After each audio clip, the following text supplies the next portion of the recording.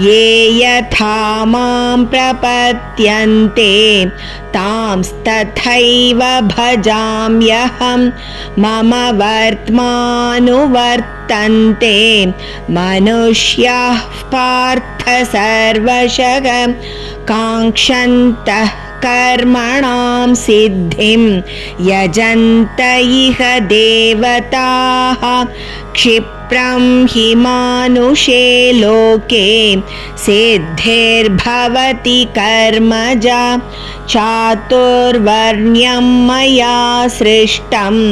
गुणकर्मविभागशः तस्य कर्तारमपि मां वेद्यकर्तारमव्ययं न मां कर्माणि लिम्पन्ति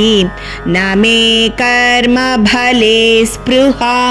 इति मां योऽभिजानाति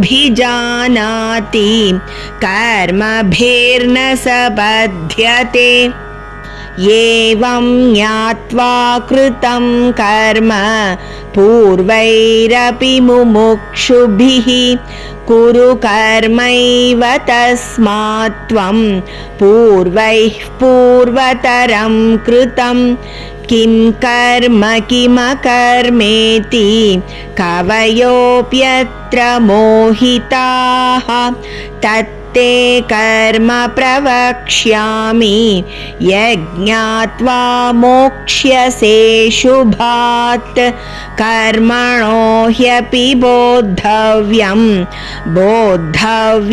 च विकर्मणः अकर्मणश्च बोद्धव्यं गहना कर्मणो गतिः कर्मण्यकर्म यः पश्येत् अकर्मणि च कर्म यः स बुद्धिमान् मनुष्येषु स युक्तः कृत्स्नकर्मकृत्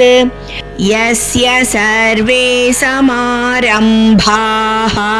कामसङ्कल्पवर्जिताः ज्ञानाग्निदग्धकर्माणं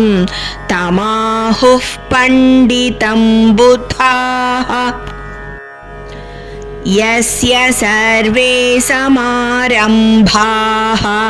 कामसङ्कल्पवर्जिताः